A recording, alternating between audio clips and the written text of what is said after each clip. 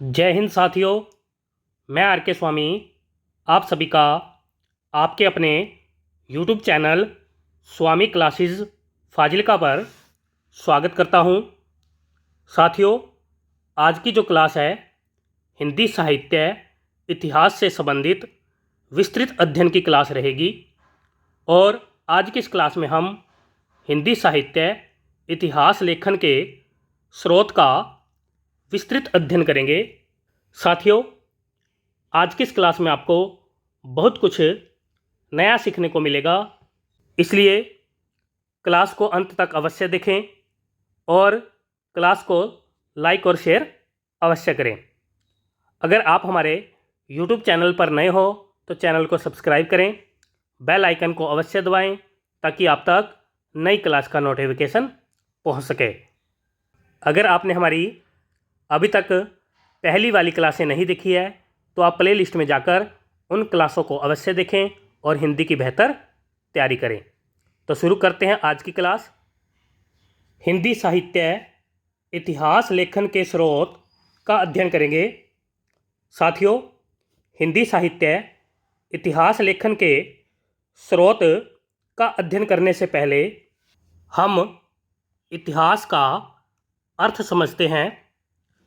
इतिहास से तात्पर्य अतीत में घटित वे घटनाएं या प्रवृत्तियों से है जो वर्तमान संदर्भ में नई चित्तवृत्ति यानी कि मनोवृत्ति को स्थापित या प्रभावित करने में सहायक होती है।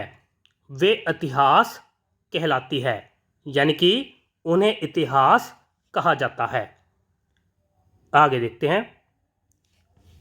इतिहास के अंतर्गत कालक्रम अनुसार अतीत के तथ्यों का गहन अध्ययन या विश्लेषण किया जाता है, यानी कि इतिहास के अंतर्गत कालक्रम अनुसार यानी कि समय के अनुसार अतीत के तथ्यों का यानी कि जो बीत चुका है उन सभी तथ्यों का, जो पहले घटित हो चुका है उन सभी तथ्यों का गहन अध्ययन या विश्लेषण करते हैं।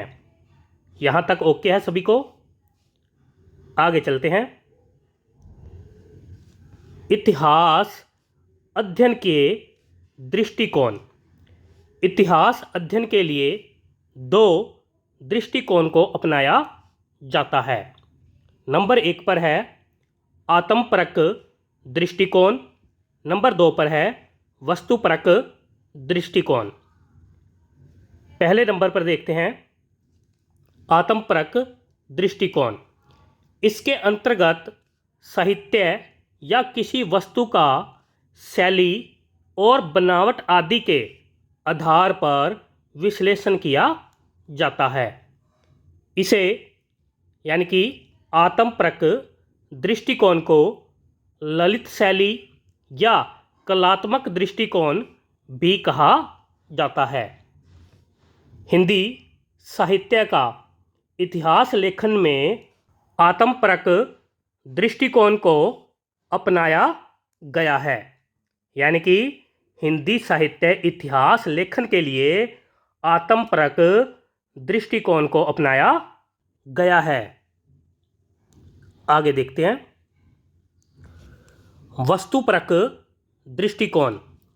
इसके अंतर्गत वस्तु विश्लेषण या अध्ययन मुख्यतः किया जाता है।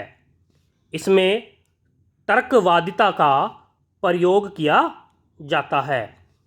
इसे यानी कि वस्तुपरक दृष्टिकोण को वैज्ञानिक दृष्टिकोण भी कहा जाता है।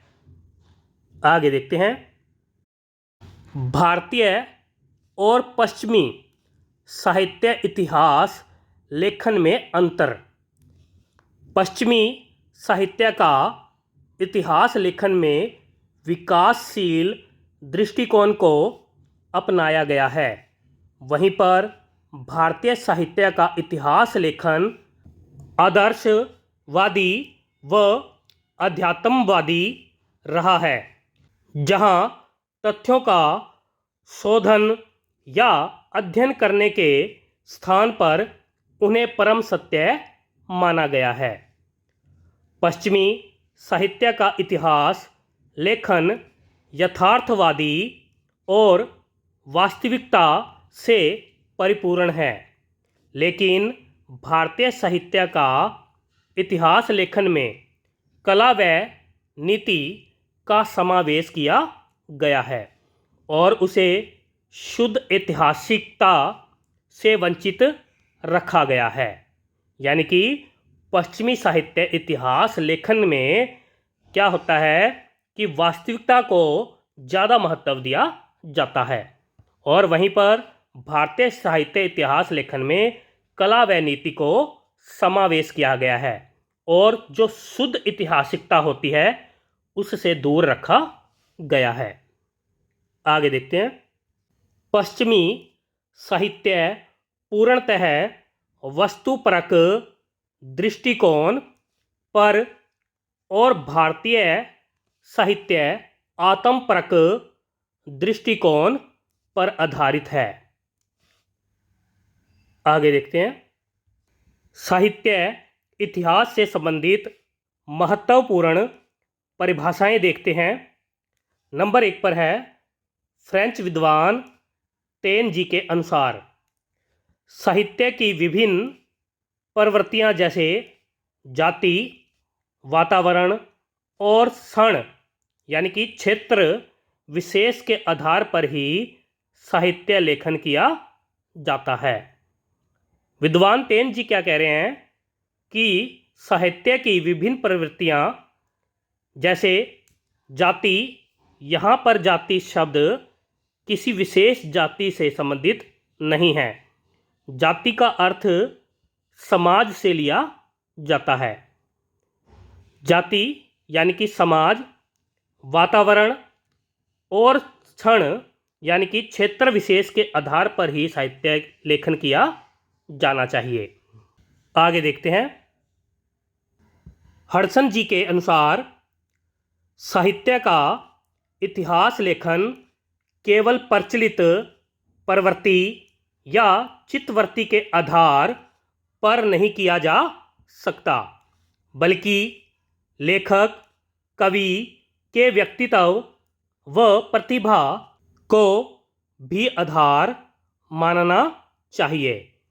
विद्वान हडसन जी ने टेन जी के विचारों की आलोचना करते हुए यहाँ पर यह कहा है कि साहित्य का इतिहास लेखन केवल प्रचलित प्रवृत्ति या चित्तवृत्ति के आधार पर नहीं किया जा सकता, बल्कि लेखक के व्यक्तित्व व प्रतिभा को भी आधार मानकर साहित्य लेखन करना चाहिए। आगे देखते हैं। इटालियन विद्वान विको के अनुसार इतिहास का संबंध न केवल अतीत से है और न केवल वर्तमान से है, अपिंतु इतिहास का निर्माता तो मनुष्य स्वयं है, चाहे वह किसी भी युग का हो, उसकी मूलभूत प्रवृत्ति एक सी ही होती है। आगे देखते हैं। परिभाषाओं का सारांश देखते हैं। हिंदी साहित्य के इतिहासकारों ने कुछ मूलभूत सार तत्व दिए हैं जिनको ध्यान में रखते हुए हिंदी साहित्य का इतिहास लेखन करना चाहिए। जैसे साहित्यकार के साहित्य के द्वारा समाज पर पड़ने वाला प्रभाव, यानी कि साहित्यकार द्वारा जो साहित्य लिखा गया है उस साहित्य ने समाज पर क्या प्रभाव डाला है, किस प्रकार समाज को प्रभावित किया है, इन सभी को ध्यान में रखना चाहिए। युगीन चेतना का अध्ययन भी करना चाहिए। साहित्यकार की प्रतिभा व व्यक्तित्व का अध्ययन भी करना चाहिए। साहित्य व सांस्कृतिक परंपराओं का अध्ययन भी शामिल करना चाहिए। यानी कि साहित्य व सांस्कृतिक जो भी परंपराएं हैं उन सभी को अध्ययन करके साहित्य लेखन करना चाहिए। तत्कालीन परंपराओं का अध्ययन भी करना चाहिए। आगे देखते हैं। साहित्य साहित्य देखते हैं। साहित्य शब्द का प्रयोग लगभग सातवीं आठवीं शताब्दी से मिलता है। यानी कि जो साहित्य शब्द है इसका प्रयोग हमें 7वीं 8वीं शताब्दी से मिलता है। इससे पूर्व यानी कि इससे पहले साहित्य शब्द के लिए काव्य शब्द का प्रयोग होता था। भाषा विज्ञान का यह नियम है कि जब एक अर्थ में दो शब्दों का प्रयोग होता है तो उसमें से एक शब्द का अर्थ संकुचित या परिवर्तित होता है। संस्कृत में जब एक ही अर्थ के लिए साहित्य और काव्य शब्द का प्रयोग होने लगा तो धीरे धीरे काव्य शब्द का अर्थ संकुचित होने लगा, यानी कि परिवर्तित होने लगा। आगे देखते हैं। आज काव्य का अर्थ केवल कविता है। यानी कि आज काव्य का अर्थ केवल कविता से ही लिया जाता है और साहित्य शब्द का अर्थ व्यापक रूप में लिया जाता है। साहित्य का तात्पर्य अब कविता, कहानी, उपन्यास, नाटक, आत्मकथा आदि अर्थात गद्य और पद्य की सभी विधाओं से है। यानी कि आज कल साहित्य शब्द का अर्थ गद्य और पद्य में रचित सभी विधाओं से लिया जाता है। यहाँ तक ओके है सभी को? आगे चले। आगे देखो। साहित्य का अर्थ एकत्र होना, कौमा मिलना अथवा गद्य पद्य के कल्पना सूत्र ग्रंथ से लिया जाता है जिसमें ज्ञान संबंधी विचार होते हैं। आगे देखते हैं। साहित्य शब्द की व्युत्पत्ति। साहित्य भाव साहित्यम अर्थात साहित्य का भाव ही साहित्य है। साहित्य के दो अर्थ लिए जाते हैं। देखते हैं दो अर्थ कौन कौन से हैं। नंबर 1 पर है धनहित, यानी कि जिसमें दूसरे के हित का भाव हो। नंबर 2 पर है सहित, शब्द और अर्थ का सहभाव संयोजन ही साहित्य है। अंत है हित का साथ होना ही साहित्य है। यानी कि अंत में हम कह सकते हैं कि हित का साथ होना ही साहित्य है। साहित्य शब्द अंग्रेजी के लिटरेचर शब्द का पर्याय है जिसकी उत्पत्ति लैटिन शब्द लैटर से हुई है। अंत है हम कह सकते हैं कि भाषा के माध्यम से अपने अंतरंग की अनुभूति अभिव्यक्ति कराने वाली ललित कला काव्य या साहित्य कहलाती है। आशा करता हूँ कि साहित्य शब्द का अर्थ आप सभी को समझ में आ गया होगा। आगे बढ़ें। चलो आगे देखते हैं। साहित्य के अन्य नाम देखते हैं। साहित्य को काव्य, अंग्रेजी में लिटरेचर, उर्दू में अदब कहा जाता है। श्याम सुंदर दास जी के अनुसार साहित्य वह है जिसमें कुछ लिखा गया है तथा जो जीवन के उद्देश्यों की पूर्ति करता है। यानी कि श्याम सुंदर दास जी क्या कह रहे हैं कि साहित्य वह है जिसमें कुछ लिखा गया है और जो जीवन के उद्देश्यों की पूर्ति करता है, वह साहित्य है।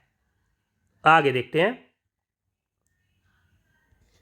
हिंदी साहित्य इतिहास लेखन के महत्वपूर्ण स्रोत।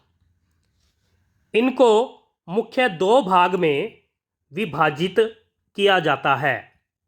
नंबर 1 पर है अंतः साक्ष्य, नंबर 2 पर है बाहरी साक्ष्य।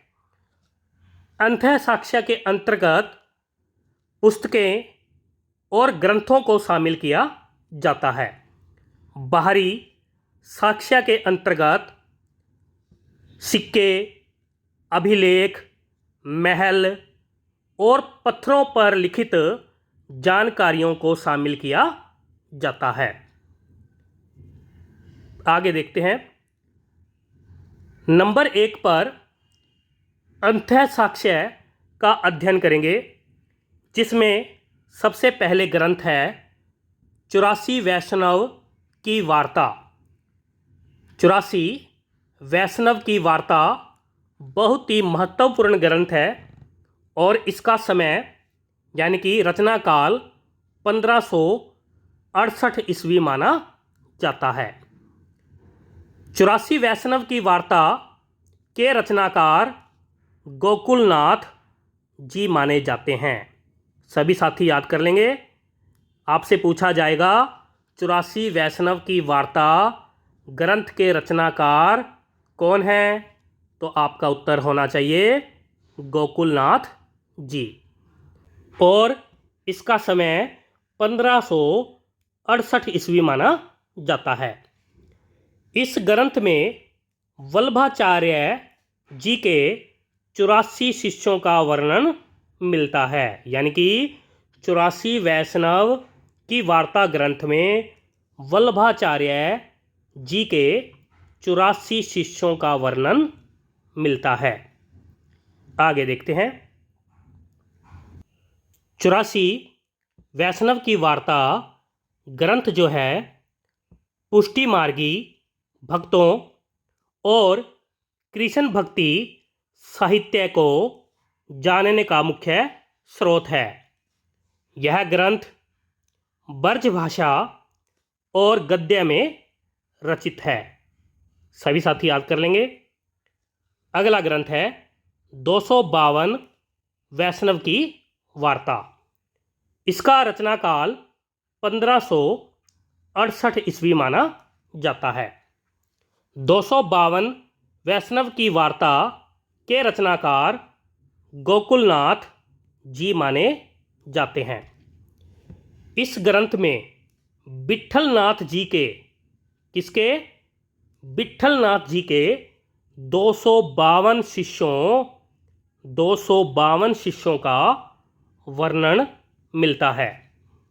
यह ग्रंथ ब्रज भाषा और गद्य में रचित है। सभी साथी याद कर लेंगे। 252 वैष्णव की वार्ता ग्रंथ के रचनाकार गोकुलनाथ जी माने जाते हैं। आगे देखते हैं।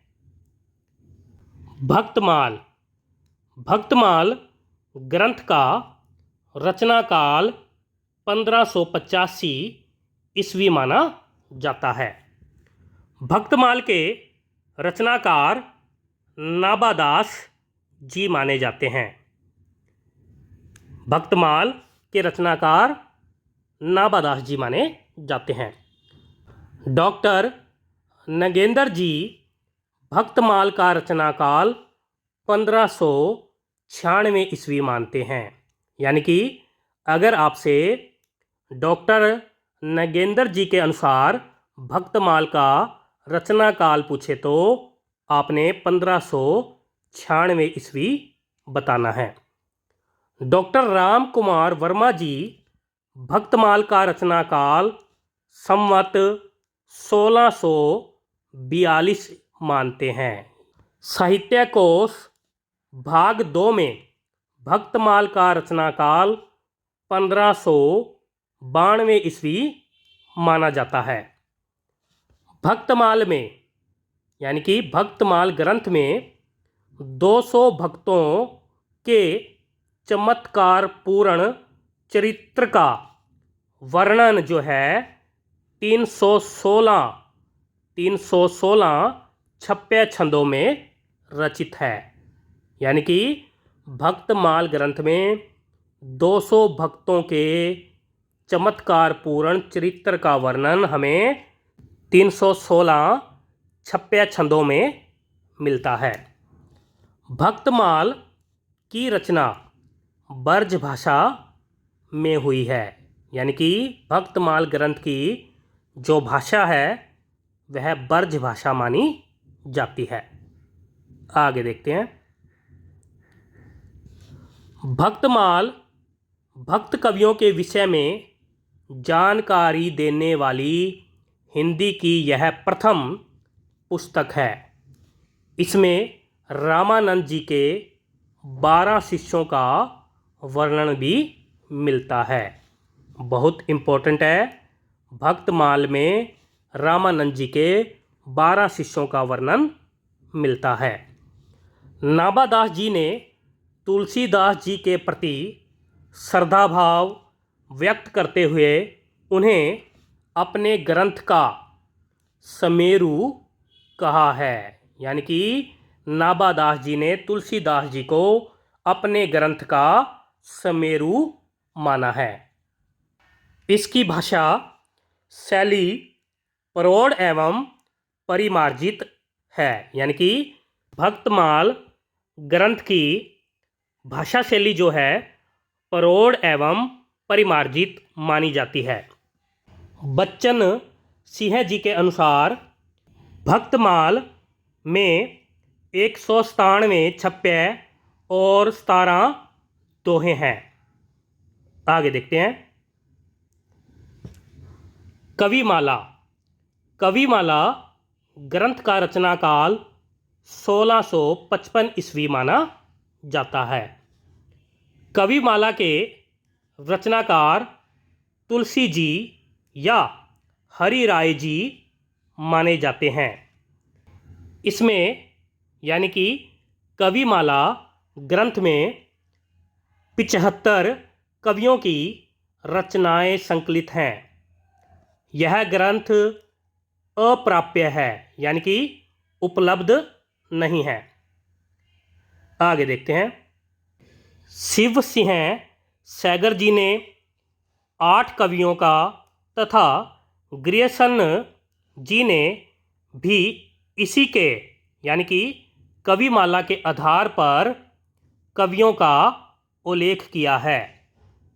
आगे देखते हैं। कालिदास हजारा ग्रंथ का रचनाकाल 1718 ईस्वी माना जाता है। कालिदास हजारा के रचनाकार कालिदास त्रिवेदी जी माने जाते हैं। इसमें 212 कवियों के लगभग 1000 पद्य संग्रहित है। यह ग्रंथ शिव सिंह सैगर जी की रचना शिव सिंह सरोज का आधार ग्रंथ है। शुक्ल जी के अनुसार यानी कि आचार्य रामचंद्र शुक्ल जी के अनुसार कवियों के काल आदि के निर्णय करने में यह ग्रंथ बड़ा उपयोगी है। वधु विनोद कालिदास त्रिवेदी जी की एक अन्य रचना है जो इनकी प्रसिद्धि का आधार है। आगे देखते हैं। वधु विनोद ग्रंथ का रचना काल 1692 ईस्वी माना जाता है और यह नायिका भेद पर आधारित है। आगे देखते हैं। अलंकार रत्नाकर। अलंकार रत्नाकर ग्रंथ का रचना काल 1735 ईस्वी माना जाता है। अलंकार रत्नाकर के रचनाकार दलपति राय जी और वंशीधर जी माने जाते हैं। कवियों की नामावली की दृष्टिकोण से यह उपयोगी ग्रंथ है। इसमें 40 कवियों के नाम है, यानी कि अलंकार रत्नाकर ग्रंथ में 40 कवियों के नाम शामिल है। यह ग्रंथ महाराजा जसवंत सिंह जी के भाषाभूषण की टीका के रूप में अलंकारों के स्वरूप निरूपण हेतु रचा गया था। सभी साथी याद कर लेंगे। आगे देखते हैं यहाँ से। सार संग्रह। सार संग्रह के रचनाकार परवीण कवि जी। परवीण कवि जी माने जाते हैं।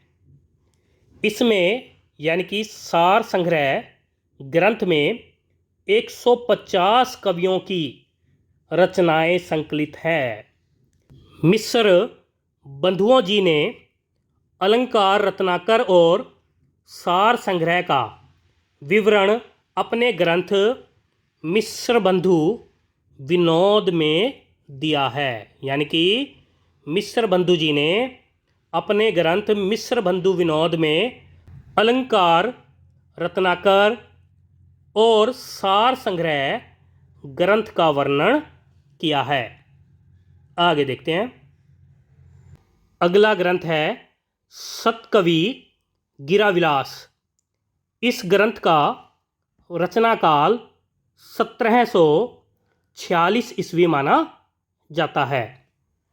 इस ग्रंथ के रचनाकार बलदेव बघेलखंडी जी माने जाते हैं।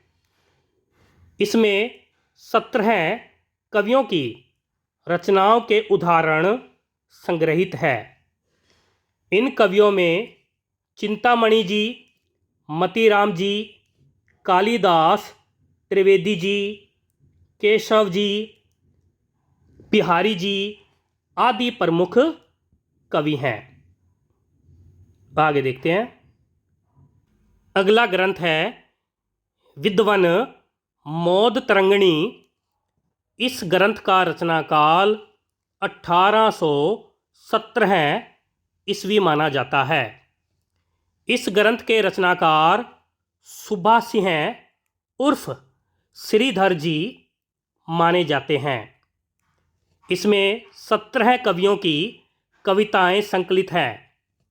इसमें नायक नायिका भेद, सखी, दुती, षड ऋतु, रस संबंधी कविताएं संकलित है। आगे देखते हैं। राग कल्पद्रुम। राग कल्पद्रुम ग्रंथ का रचनाकाल 1843 ईस्वी माना जाता है। इस ग्रंथ के रचनाकार कृष्णानंद व्यासदेव जी। कृष्णानंद व्यासदेव जी माने जाते हैं। 4 खंडों में प्रकाशित। कितने खंडों में? 4 खंडों में प्रकाशित यह रचना संगीत शास्त्र से संबंधित है। यानी कि राग कल्पद्रुम जो ग्रंथ है संगीत शास्त्र से संबंधित है। राम सागर से विभूषित कृष्णानंद जी के संग्रह को राग सागरोदय कोमा राग कल्पद्रुम भी कहा जाता है। शिव सिंह सैगर जी के अनुसार इसमें 200 महात्माओं के पद संकलित है। कृष्णानंद, व्यासदेव जी जयपुर दरबार के प्रसिद्ध संगीतक थे। सभी साथी याद कर लेंगे। कृष्णानंद व्यास जी जयपुर दरबार के प्रसिद्ध संगीतज्ञ थे। आगे देखते हैं।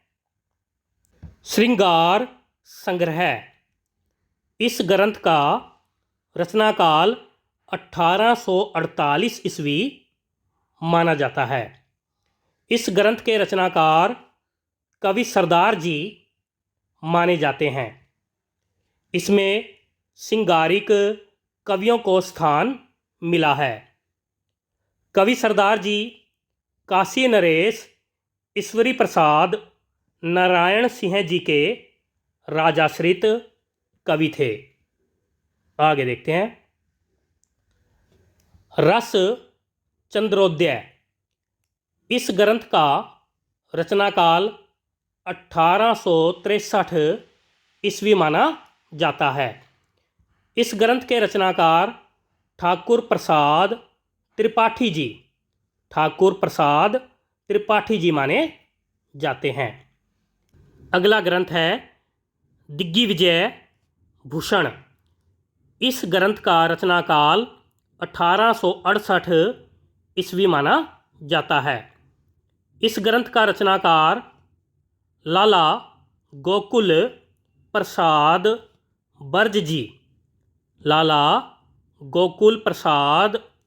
बर्ज जी माने जाते हैं।